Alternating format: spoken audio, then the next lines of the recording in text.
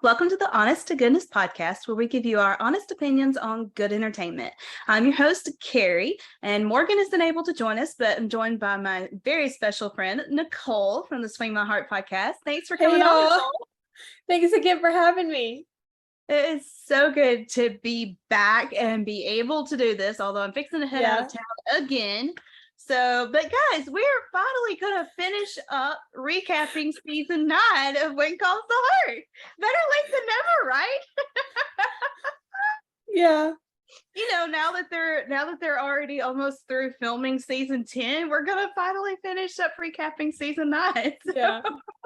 And it's funny because episode 10 is Never Say Never.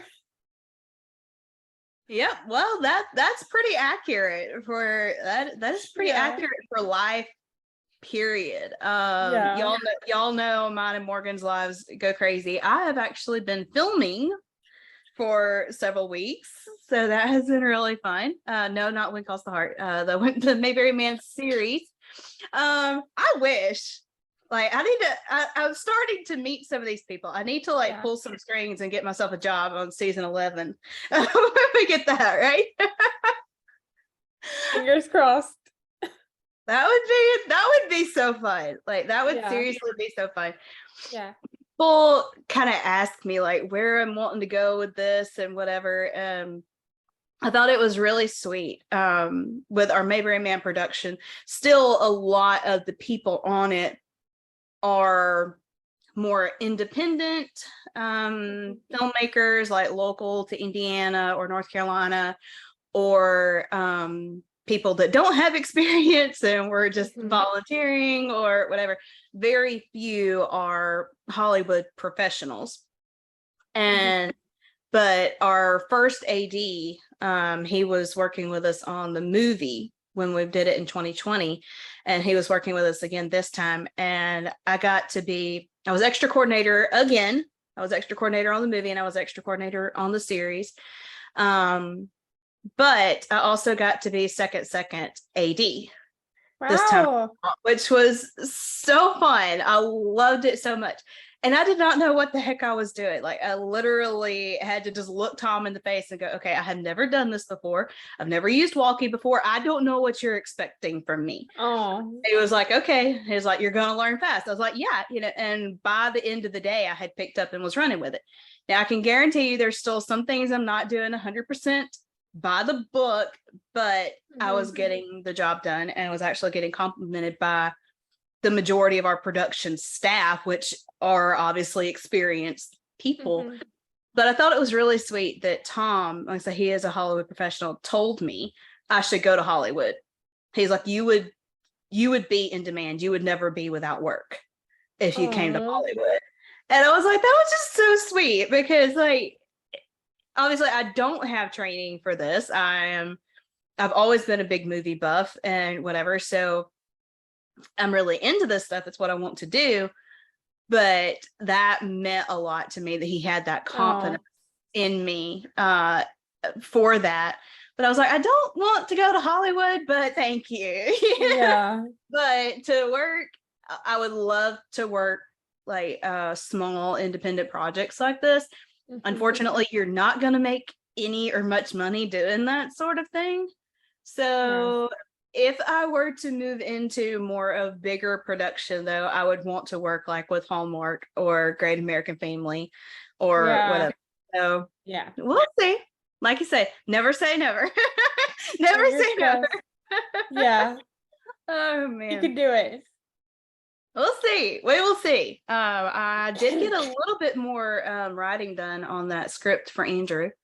So I'm That's roughly, good. I think I'm roughly 70 pages into it now. So I'm a Wow. little halfway. So we'll see how this works out. I'm excited for it. Yeah. I was saying, fixing to head out of town again. So I still don't quite have time to fully sit down and work on it, but it's going to be fun. So we are on episode 10 of season 9. So over the next couple episodes, we'll be finishing out the series. But I think one thing that struck me in this particular episode is something that just kind of, I'm too technical for TV. I'm sorry, I am.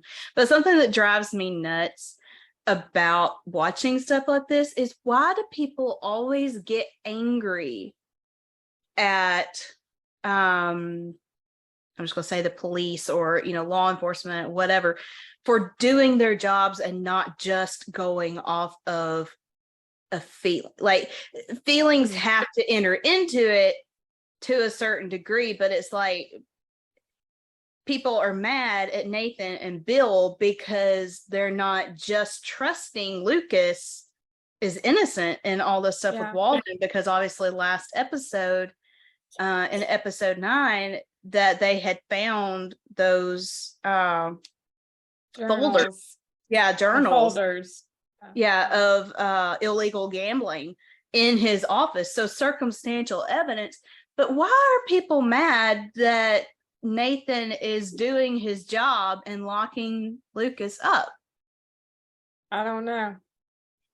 I don't understand that about people. Like, I get the frustration, like when you're innocent or when someone is innocent. But even Lucas was a tad petty towards Nathan, because like when Joseph brings breakfast in and Nathan's like, oh, there's no reason for you to eat breakfast in there, and like goes to let Lucas out of the cell, and Lucas just sits down and he's like, unless of course you want to. But like, why would he do that? Nathan is just doing his job, and he obviously is not angry at Lucas or not being unnecessarily accusing of Lucas, or he wouldn't have offered to let him out to have breakfast. Yeah. Like, I'm sorry, but what?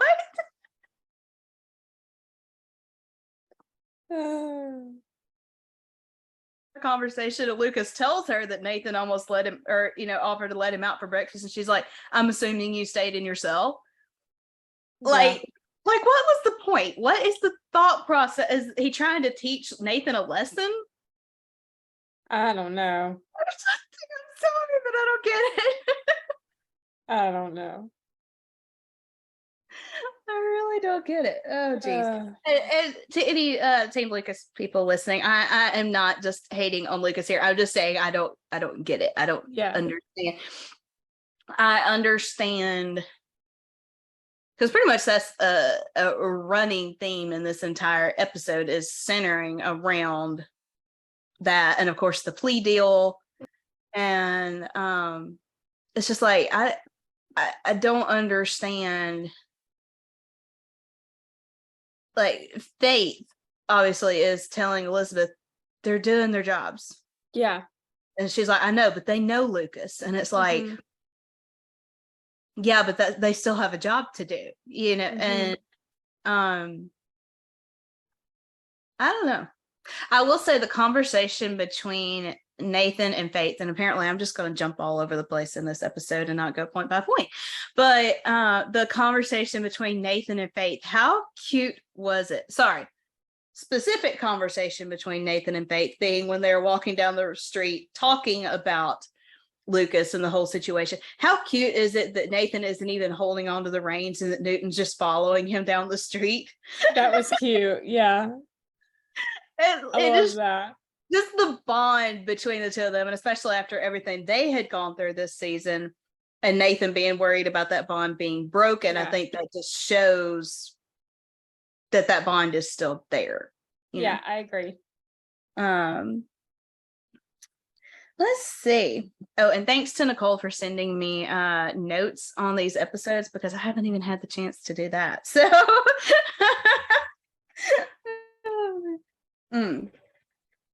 Now, Rosemary has a lot going on in this episode. Can we also just say that Pascal, like, round of applause to her as an actress. She is absolutely amazing. And just like especially the when they're standing there in the street talking to Fiona as she starts getting nauseous again. Oh yeah. And like just the expressions and stuff. And I'm sorry, but Fiona's little like like no. She kind of cracked me up. I was like, you look like you're in Star Wars or something right here. Yeah. Oh man, but Rosemary is experiencing some nausea and just drained and not feeling well. And Faith tells her that she might have a stomach bug going around. And Lee is so precious taking care of her. Like I know, they're so precious. When he brings her that cup of tea, how did he word it? When he brought her that cup of tea. Hang on, I have it somewhere in my notes. Let's see. I think it's the second page. Because Elizabeth had stopped to visit with Rosemary, and then when Lee comes in, he says, I brought you tea with a whisper of lemon and a kiss of honey for my honey. I'm sorry you hear that. I'm talking to Elizabeth. That was cute. So cute. Kevin is an amazing actor. I love him. Yeah. In any of his movies that I've seen. Yeah. In was it Big Sky Country? Was that the one where he was like Big Sky River? Big Sky River. Was that the one where he was like a sheriff? Yeah. Or something? Okay, yeah, that one was really good. That one was really cute. Yeah, it was a tearjerker too. It was a good one, yeah. So hey, one I actually watched. Like because I'm so behind on I've been out of town, for crying out loud. Like I have not had time to keep up with all the new movies coming out. We're behind too, so don't feel bad. Yeah. Well, I know you and I both, we talked about this the other day. Sidetrack, y'all, sorry. We talked about this the other day, how much we're looking forward to the Christmas movies coming out. So there are some good ones coming out. I'm really looking forward to seeing Three Wise Men and a Baby. Yeah. That one is gonna be so fun. Time for him to come home for Christmas. I mean, how many time for ... can they have? I'm with you. I think they need to have Blake in one. I think they need to actually have Blake Shelton in one and come home for Christmas to his own song.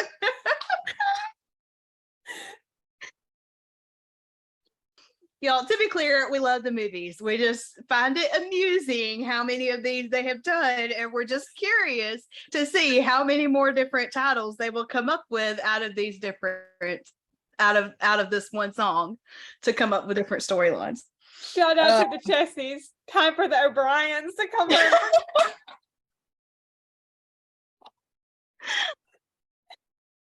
Yeah, because like we've all been wanting a Christmas movie with them, so yeah. Yes. I still have not watched, I think, the last 2 seasons of Chesapeake Shores, but I was so skeptical after Jesse Metcalfe was leaving, and I could not bring myself to go through, after what we went through with season 8 of One Calls the Heart.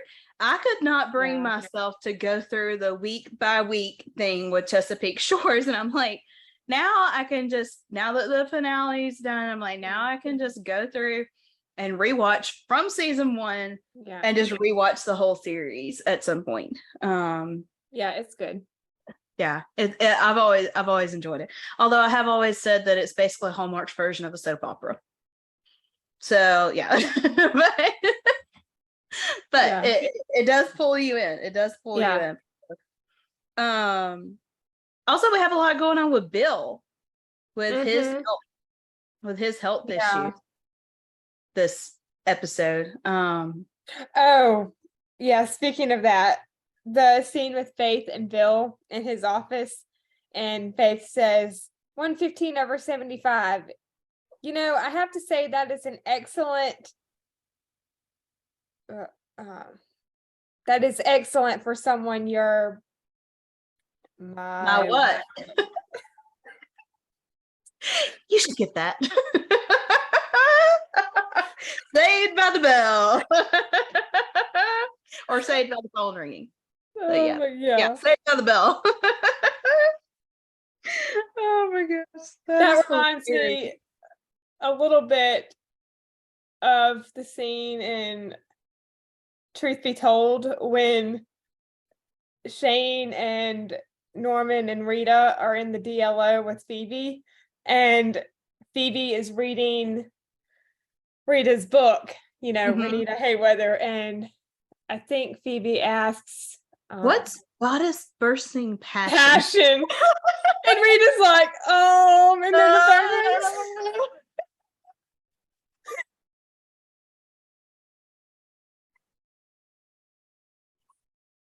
I love it. Oh my gosh. That scene. I know. And if y'all don't know what we're talking about, it's Time Still Deliver, which is another incredible series. Yeah.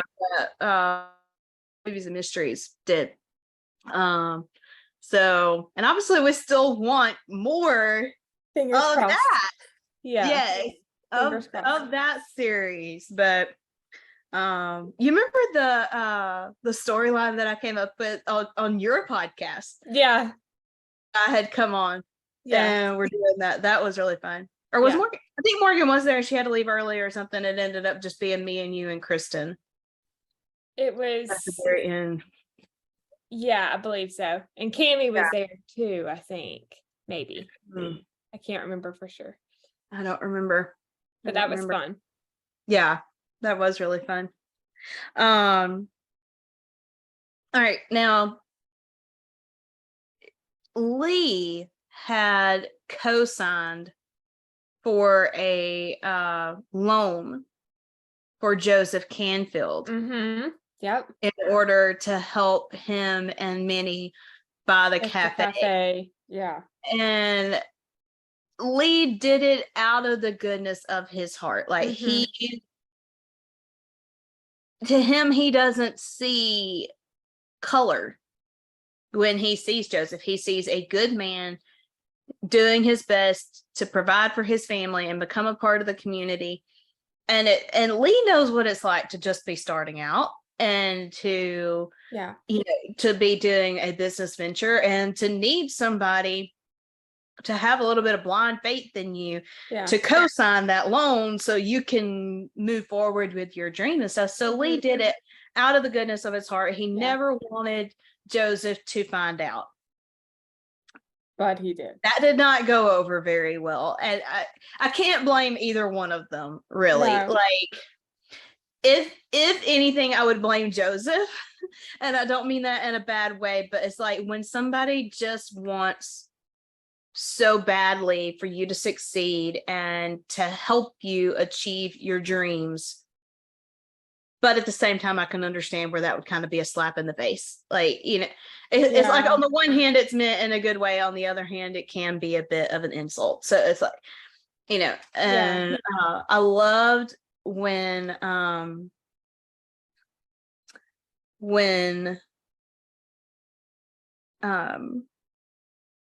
Lee goes to the cafe and is talking to Joseph. Yeah, and he apologizes. Yeah. But I love the fact that I loved when Joseph said, you can understand as a man who wants to provide for his family and whatever. And he was like, but there's parts of this that you will never understand. And that's not your fault. Yeah. I loved that. I loved that he acknowledged the fact that there's part of this Lee will never understand, but that is not a fault on Lee. Yeah. I just loved that grace that Joseph was willing to admit and to extend to Lee as well. Yeah. Another really cute scene, there were just several good scenes in the cafe. Yeah. This episode. But one, when Nathan comes into the cafe to return the breakfast dishes, and he's like, you know what I really would like is another piece of that ooey butter cake. He's like, what do you call this? What do you call this? Ooey butter cake. Gooey butter cake or whatever. Is it ooey or gooey? I think it's gooey. Gooey butter cake, yeah.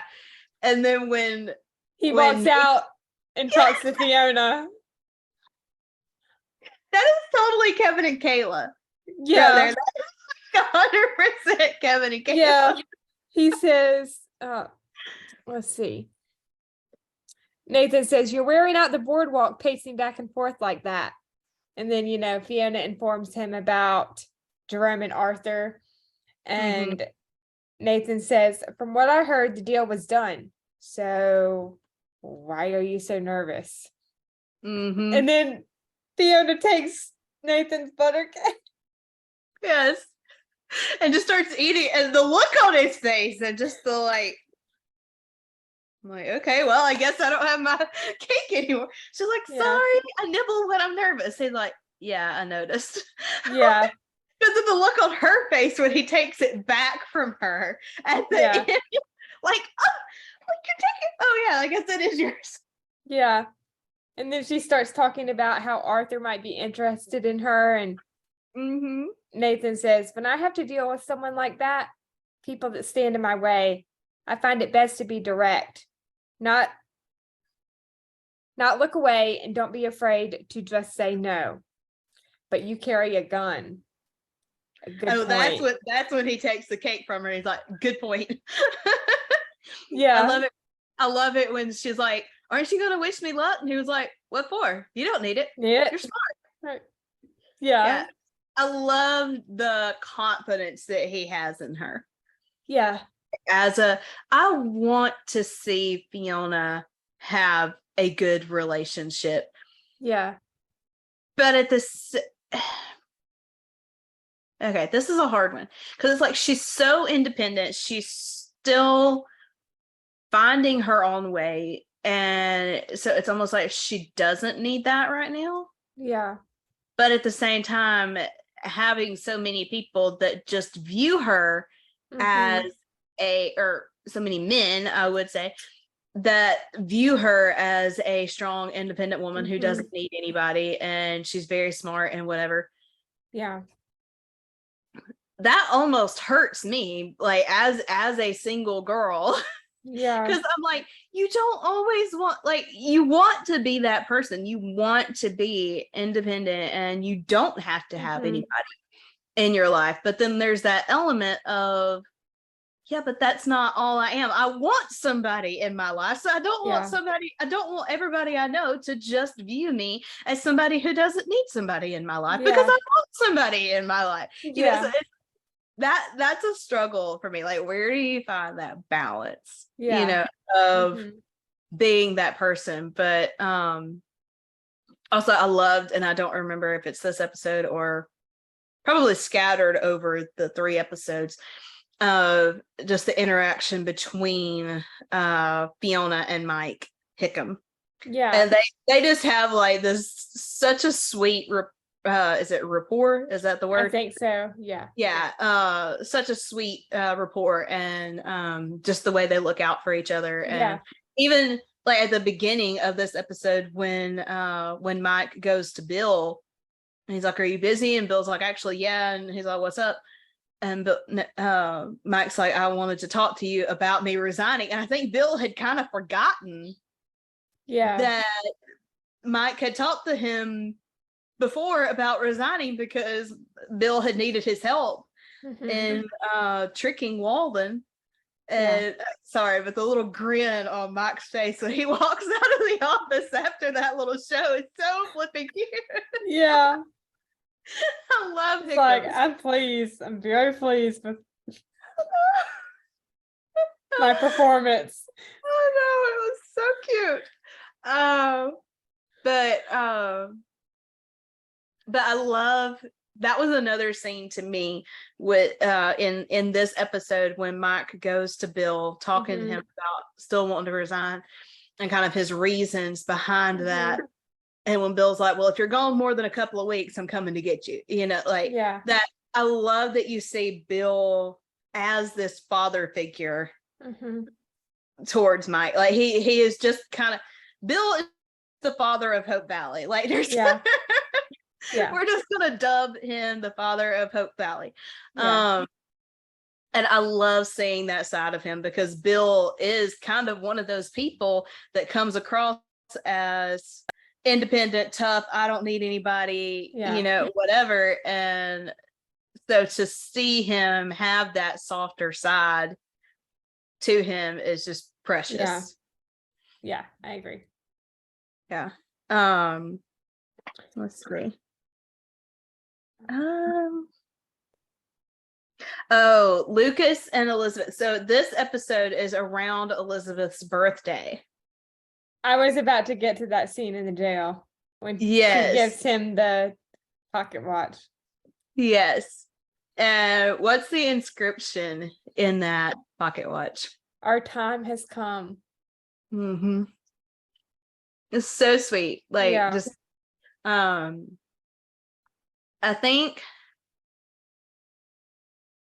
I'm to a point where I am fine with Lucas and Elizabeth being together. Like Morgan and I have said this like from the start. We weren't even team Nathan and Elizabeth. We're literally team Nathan. Like we just love Nathan as a character and still do. And but to see Elizabeth being willing to step out and kind of that was kind of her taking a step in their relationship, not Lucas taking a step. That was kind of her taking a step and kind of a bold step in their relationship. So that was really really cool. Let me see. Now we're dealing a lot in this episode with meetings. Okay, I think I'm mixing up. I'm like all over the place in this episode. Sorry. But how about Henry's entrance into the meeting? Yes. Am I That was perfect timing. Oh no, so good. Great cinematography work. I will say great cinematography work right there. Oh my gosh, like that was so perfectly done. So perfectly done. I want to know how many times they had to do that before they got the timing just right. I'd be curious to know that too. That would be really interesting to know, because when you're doing something like that, and I know this from experience because I was the one outside the door queuing somebody for a scene. You have somebody outside queuing the person that's going to come through the door. So like there's somebody inside communicating to the person outside, okay, now, and you send them through the door. So like trying to get that timing just right and that beat just right has to be interesting. Well, it is interesting, but I would be curious to know how they did that. But Fiona is really struggling. I really feel bad for Fiona and Lucas, in this episode, because Fiona, because she got this oil deal, like, okay, I got the paper signed, you know, whatever, thinking she's doing this great thing. And then she gets back to Hope Valley and it's like, uh-oh, you know, not realizing there are these problems that she didn't foresee. And now she's having to deal with something that she did. And everybody else is now stuck with that decision. Yeah. And they're trying to work against, in a way, they're trying to go against the contract that she got signed to try to stop the mines from being reopened. And of course, Lucas is feeling very guilty, because if he hadn't have decided to get out of this oil business, if he hadn't decided to sell his shares, then none of this would be a problem. They would still just be going on and life would be going on as usual. And they wouldn't be dealing with any of this and whatever. So I really feel bad for that. And of course, Henry, because this is something that he has been dealing with since season 1. Yeah. And his life was just now starting to seem like it was getting on a decent track. And people finally trust him, and he is gaining the respect of people in Hope Valley. And now all of a sudden his ex-boss essentially is coming in wanting to do stuff, reopen the mines, and Henry's like, no, you know, this is not what needs to happen. And I really feel bad for him when he agrees to manage the mines. And of course, you know, everybody is really upset. And that slap from Florence, oh man. Oh my. I mean, that was a blow in more ways than one. That was a devastating blow to Henry, and just him kind of, in a way, collapsing onto that step. I think that was the last scene in this episode. I think so. But I'm like, I feel for him, because nobody knows really that he's doing this to try to protect people, because he feels like if he accepts this position and he can prove this, or this, he can shut this down. Or at least if he's in this position, he can keep an eye on what they're doing, and he can try to. Whereas if somebody else is in this position, they're not going to be looking out for the town. Yeah. So actually, by seeming to betray everybody, he's actually trying to look out for everybody, but nobody understands that. One thing that struck me, I believe it's this episode. Let me see. Yes, it is. That the plea deal comes in for the hit and run that almost killed Nathan and Newton. And one thing that strikes me in this episode is nobody wants to listen to anything from anybody. Elizabeth is unnecessarily snappy at Nathan when they're called into Bill's office. And he's like, of course you told him no. Like, I don't care what his reasons are. And she's like, Nathan, would you just listen? You know, and to a degree, he deserved that, because they were obviously called there for a reason. Yeah. Nathan should know Bill well enough to know that Bill would not be bringing this up if there were not something important to it. So to a degree, I get that. I do get that. But like, for example, in the scene where Nathan and Lucas are having their conversation outside the soda fountain, and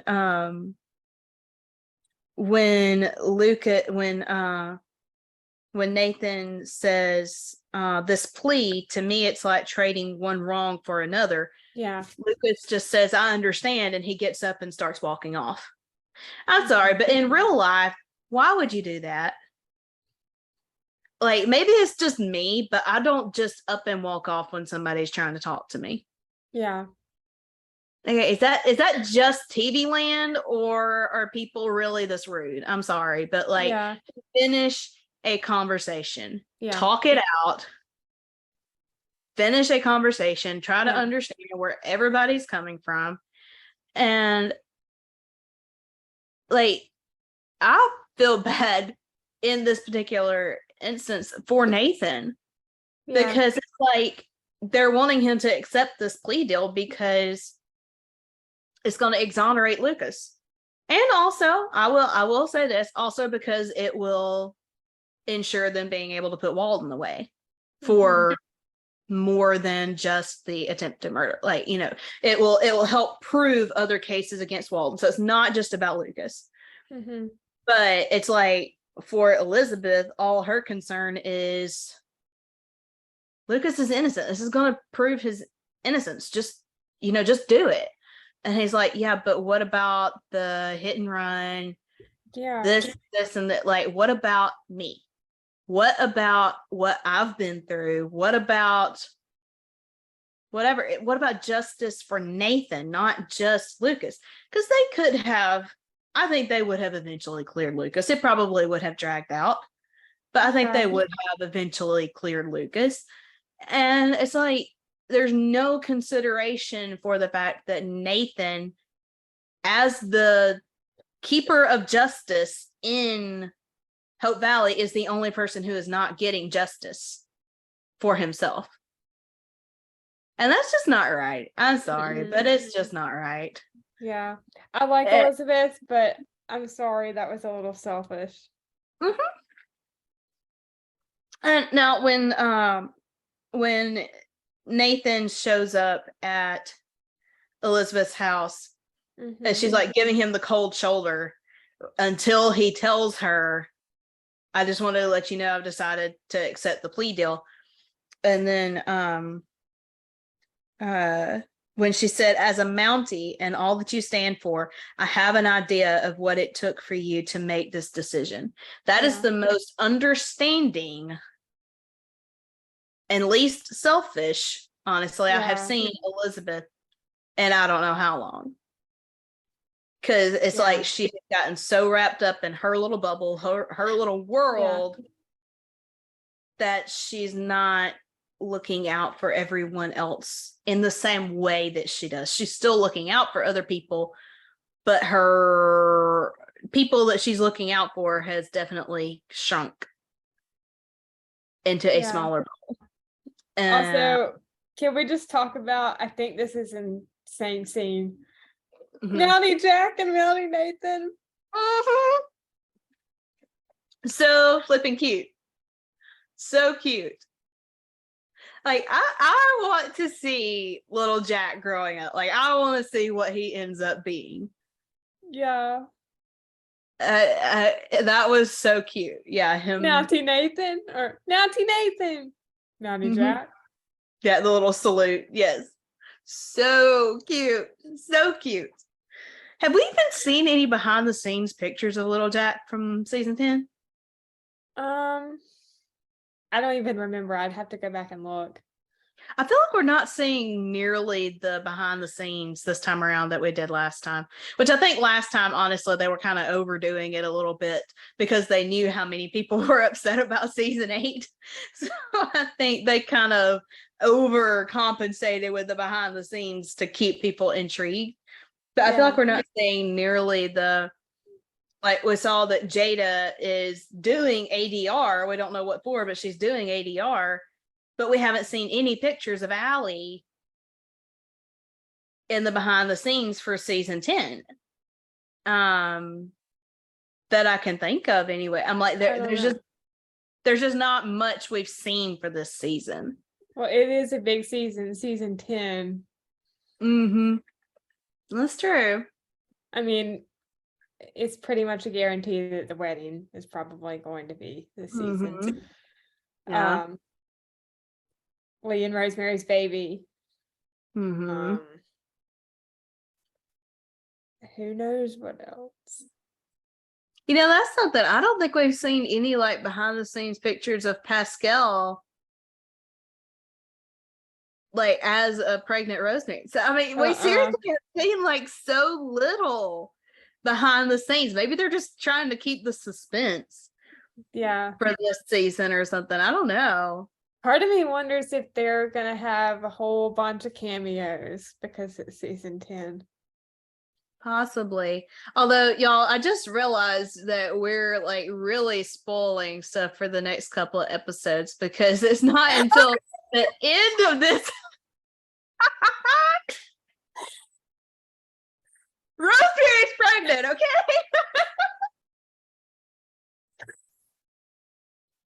If you didn't know that by this point, sorry, y'all. I mean, we're so on even talking about When Calls the Heart that like I'm sure y'all have heard this from somebody at some point over the past several months since these episodes have aired. Hilarious. That just went right over my head. Mine too. That is hilarious. Okay, speaking of Rosemary though, we also see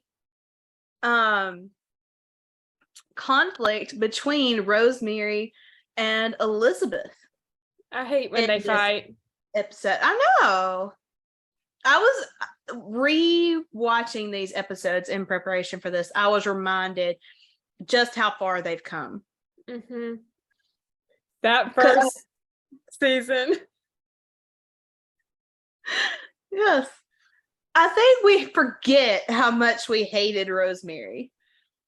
I hated Rosemary in season 1. I hated Rosemary. That is some incredible writing, some incredible acting for her to have the character arc that she has had. And I think she even tells Elizabeth, I don't remember which one of these 3 episodes it is, that she actually tells Elizabeth basically, as usual, I don't know what I would do without you. And it's like they have gone from rivals, which is actually, we see this again, and I don't remember which episode it is. It might be the episode 12, I don't remember, but where they're both dressed in red, which is a callback to season 1. Yeah. Because they were both dressed in red. Yes. And of course you hear Elizabeth when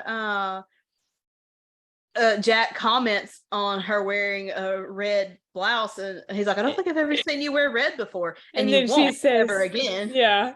Yeah, she says, and you won't. It's bad. It suits you. Yeah. So I mean that, like, to see her dressed in red again. Then of course Lee, how will we ever tell them apart? I think it's in episode 11. I think so, yeah. Because in episode 12, Lucas is not there for the first part of the episode. Mm-hmm. That's true. But seeing and the reason Elizabeth and Rosemary are at odds is because of the paper. Elizabeth had confided in Rosemary about the possibility of the mines reopening, and Rosemary, as the editor of the Valley Voice, has she realizes it's her responsibility to tell this story before people find out through the grapevine and the stuff gets exaggerated or whatever. Like, she needs to be the person to lay out the facts and whatever. But that's really hard for Elizabeth because she confided in Rosemary. Mm-hmm. She told her stuff off the record. And let's see, what was the conversation? Elizabeth says, you're putting Lucas in a bad light. Rosemary says, that is not my intention. Elizabeth, well, I don't understand why you're asking my permission. Rosemary, I don't like this any more than you do. Elizabeth, I already told you. Rosemary, I'm not asking your permission. And I think this is like at the point where they're talking over each other. Mm-hmm. And then Elizabeth says, I would rather you not print anything about the mine yet. Mm-hmm. Rosemary, I think it is the responsible thing to do. Elizabeth, Rosemary, I don't know that this necessarily is the responsible thing to do. Rosemary, for everyone concerned to print tomorrow. Elizabeth, would you please just listen to me? See, I told you, nobody wants to listen to anybody in this episode. It's like everybody is just like, you know, it's like nobody wants to listen to anybody. This episode's ridiculous. For that reason, it's actually a very good episode.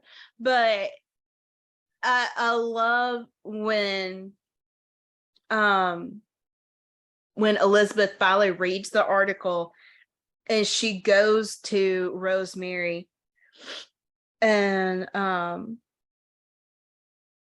she's basically like, I realized you were right. Basically, I see what you were trying to do. Now that I see what you've done, I see what you were trying to do, and I realize you were right. And but I do but don't like the fact that Rosemary said that she would never do something like that again.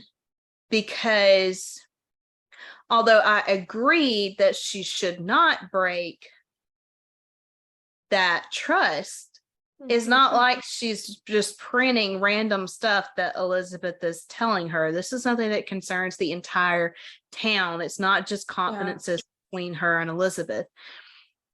And Elizabeth needs to be willing to put the good of the entire town above her little feelings.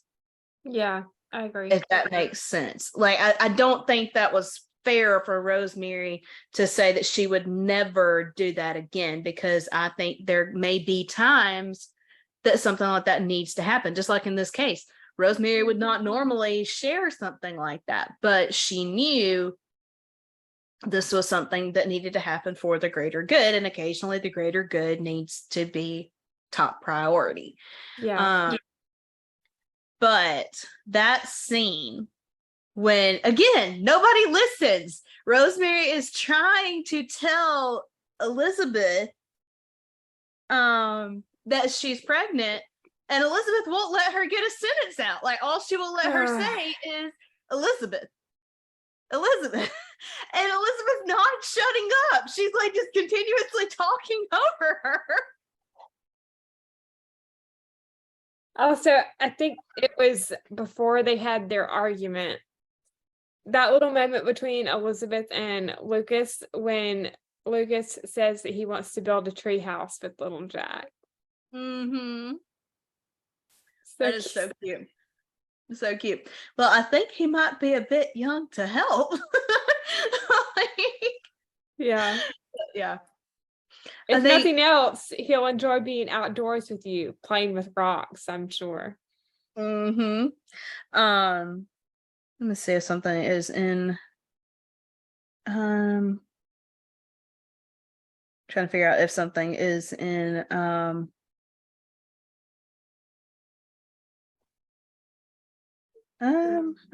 okay, yeah, it is the same episode, but after Lucas has been, he's been released from jail, and Lucas and Elizabeth and little Jack are in Lucas's office when Lucas gets the call from Bill that Henry has agreed to manage the mines, and he's like, tonight's not a night for celebration. Do you mind if we postpone? And Elizabeth's like, of course, And then little Jack gets up on his lap. He's like, buddy, and puts his fingers up and like is trying to make Lucas smile, and it's so sweet. My heart. Oh no. Oh my gosh.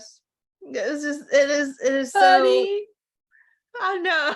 I love how he calls him buddy. Like, that's just so, it's like their little thing.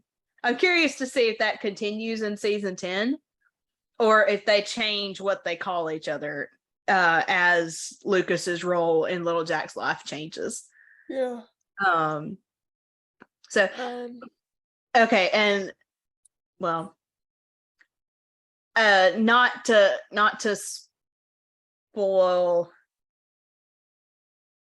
Well, I think everybody at this point knows what happened in the finale, so I'm just gonna go with it. But on the subject of Jack and Lucas interacting, when Lucas says something about being a father to her son, the clip that they show of little Jack and his little face lighting up, like just excited at that prospect.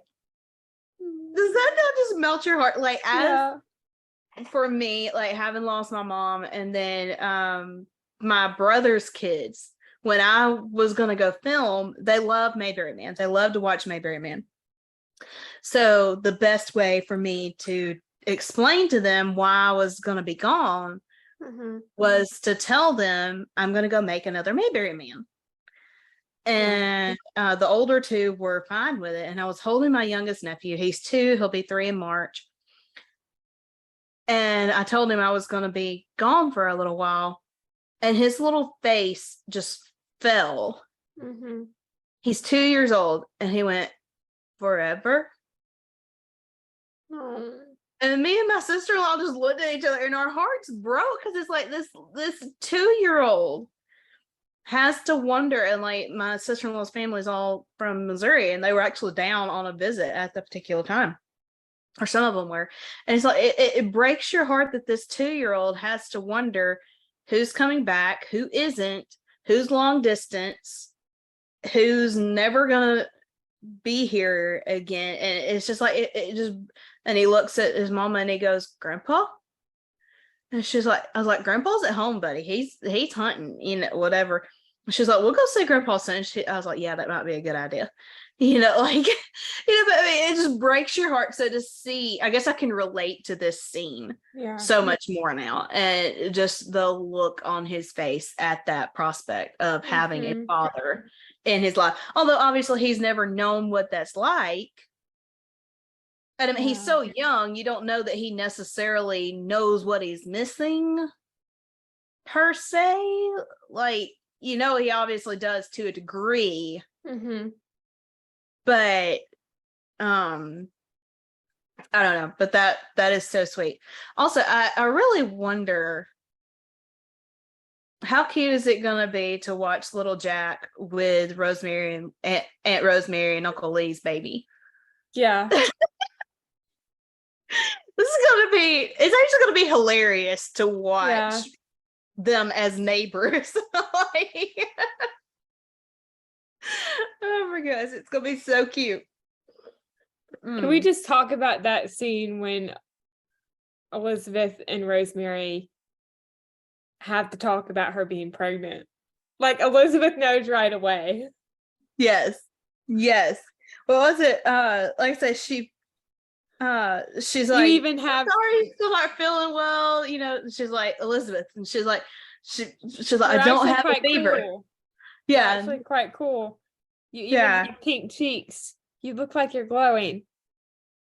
Yeah. Rosemary, you're gonna. Yeah. Just Rosemary's just a little shrug. So yeah. And Elizabeth is wearing the same shirt as when she found out that she was gonna have a little Jack. Pregnant. The funny thing about it, like, I was just thinking that I kind of hate the fact that Rosemary wasn't the one to say in that scene that she was going to have a baby. But then I was just thinking about that and going back to Elizabeth finding out she was pregnant, and Abigail was the one to say it. Elizabeth wasn't. So it kind of goes back to that. But yeah. And of course, again, skipping to the finale, but Lee. We'll talk about this when we get to episode 12. I know. Oh my gosh. Oh my gosh. So sweet. Before we, start to wrap up episode 10, I have to mention Rosemary and Joseph's conversation in the cafe. I was just thinking about that one too. I was going through scenes in my head of what else was important, and that was it. So yeah, go for it. Oh yeah, I just love how he said that God answers our prayers, not every one of them. But Mm-hmm. here, let's see. He says, I believe God hears all of our prayers and answers every one of them, Mm-hmm. but sometimes not in the way that We want. we want. I thought it was really touching that Rosemary brought up the day that they met. Yeah. And she was like, you told me, she was like, it was the day that Lee hurt his back, and you told me I'll be praying for your husband. And she said, I know those weren't just words. Yeah. But that, I think, to me was such, and even seeing the relationship between Lee and Joseph means a lot, because Lee, he wasn't really a church going man. Like, you know, you remember the conversation between him and Jack. This would have been when Frank Hogan would have been coming into town. And I think Lee had said something about, you know, if such and such happens, you know, like basically some miracle that he needed, basically, you know, that he would be in church.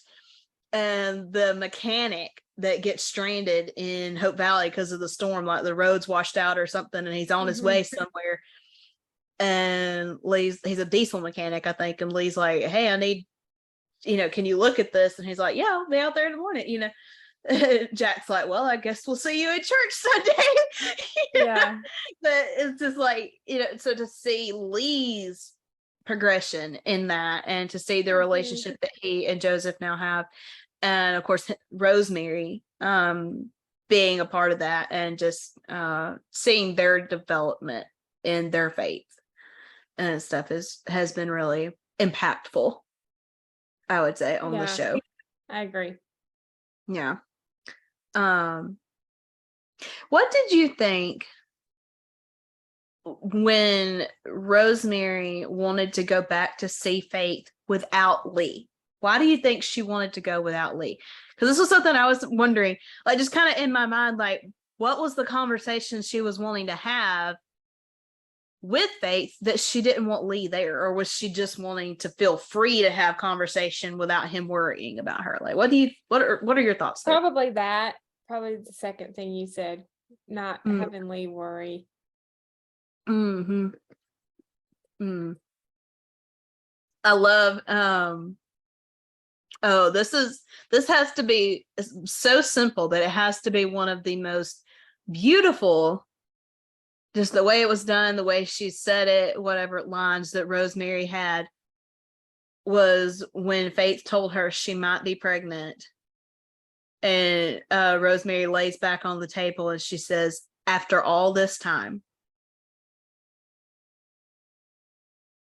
Like, that is so precious, because there is that struggle there. And that's a conversation that we'll see later on between Rosemary and Elizabeth, is her talking about, you know, I wanted this for so long and it wasn't happening. And, you know, we had finally just come to accept that was never going to happen, and we're happy in our lives the way it is.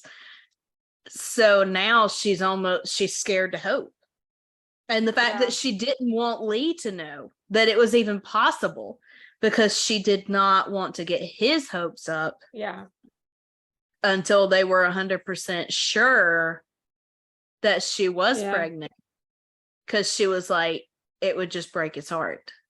And she could not go through that. She could not watch him get his hopes up only to have those hopes dashed. Yeah.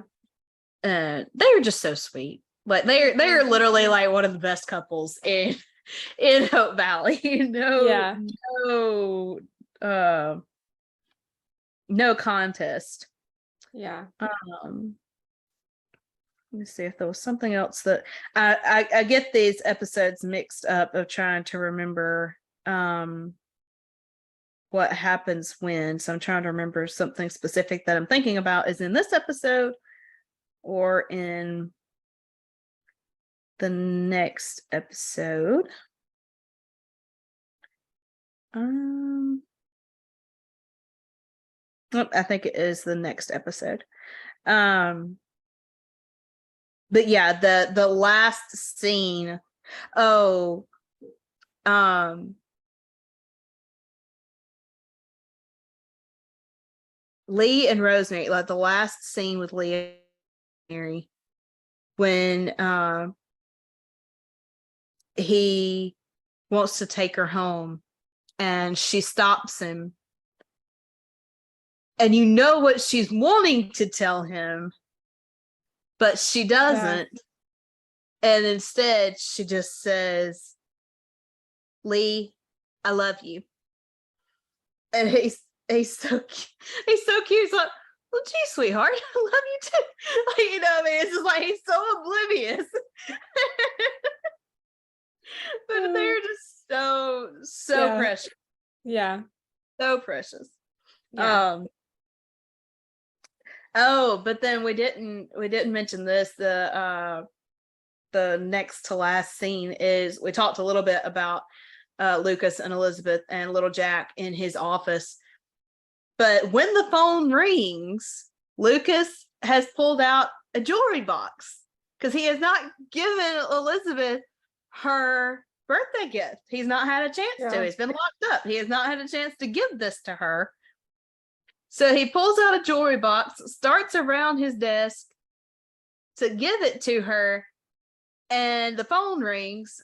So, you know, when he puts the box like just back in the drawer, like just a minute, answers the phone, finds out that Bill has agreed to manage the mines. And obviously there's just all this emotion and stuff. So we don't know at this point what this jewelry box is. But I mean, what did you when you first watched this episode, did you think it was a ring? A little bit, yeah. But then I was like, would they actually give that away on the promo? Yeah, I think it would that be called a red herring? I guess maybe, where it kind of like makes you think that might be what it is, but it's misleading. It's misleading. Yeah. Because it's like, on the one hand, it could be a ring, but on the other hand, I feel like we know Lucas well enough to know there would be something more to him proposing to her than just in his office. Yeah. No grand gestures to it whatsoever. Nothing special about it per se. You know, no dinner or, you know, whatever. Like, we know Lucas well enough to know he would not just do it that way, you know? Yeah. So although in the Chesapeake Shores promo for the finale, that was clear, like Abby was being proposed. This is true. This is true. Like, you can literally see Evan getting down on one knee. He gave everything away in that finale episode. That the promo, I feel like. Obviously, I had not watched the episode, so I don't know, but I feel like they pretty much gave everything away on that. Oh my!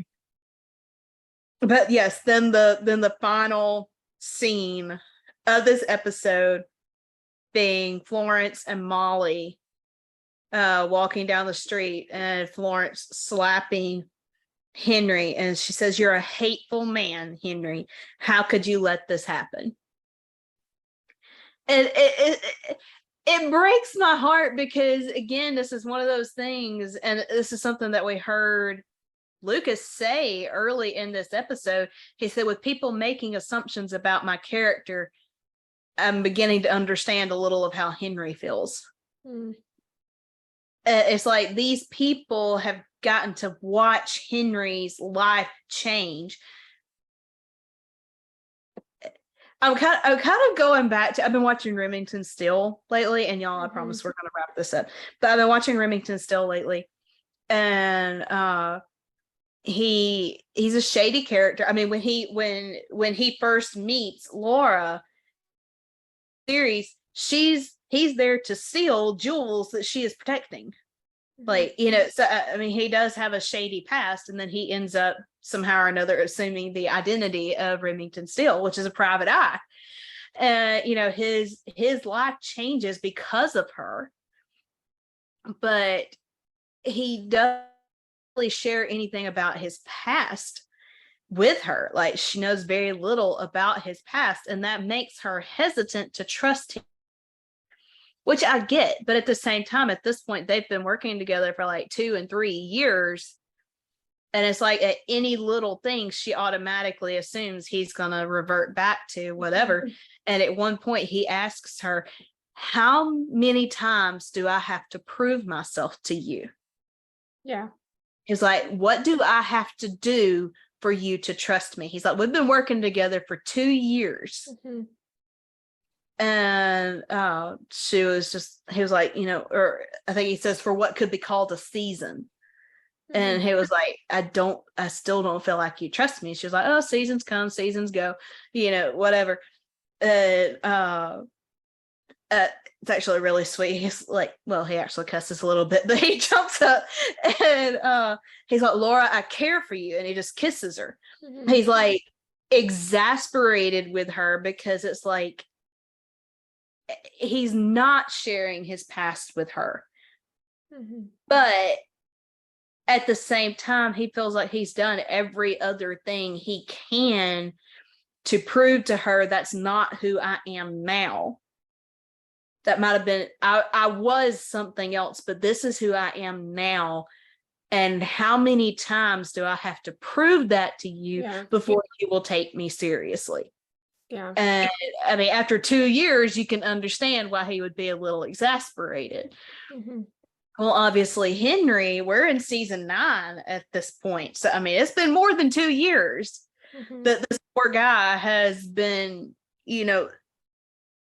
which, I mean, in all fairness, in the early seasons, there were some shady dealings from him, or what appeared to be shady dealings from him. It probably wasn't until season 5-ish, somewhere around in there, that we started seeing him become more of just a good, solid citizen. Season 4, season 5.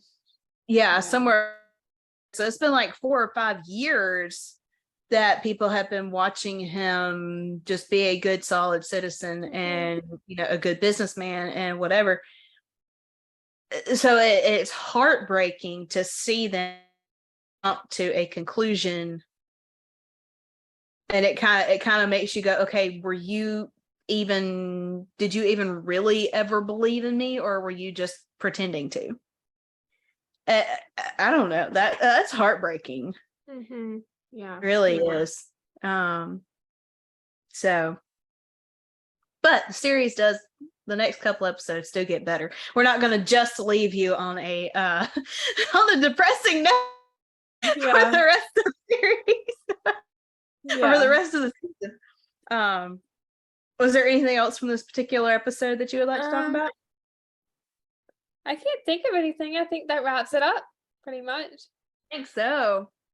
Well, guys, we will be back very soon, and I can pretty much guarantee that one because we're actually going to record the next 2 episodes on the same day that we're recording this one. So they're going to be coming out. So unless something crazy happens between us ending this episode and starting another one to record, we're set that we will get this season finished. And again, thank you so much, Nicole. Yes, thank you for having me. Poor Morgan has jury duty today, so that's why she's not able to join. Y'all, it is something constantly, okay? Not fun. I've had to do that. Not fun. I haven't, thankfully, but yeah. Anyway. All right, guys. Well, we love you. Excited to be able to finish this with y'all, and we're looking forward to Christmas movies coming out, and hopefully we'll be doing a lot of jumping back and forth on each other's podcasts. I know we've been talking about some various stuff to do. Another game night. Yes, another game night. Those are always fun to do. I don't know how fun they are for y'all to watch, but they're fun for us to do. So we've always said that this podcast is basically us FaceTiming, and y'all get to eavesdrop. So that's what this podcast is. That is what our podcast is. Anyway, all right. Thank you, Nicole, and we'll talk to you guys again soon. Bye.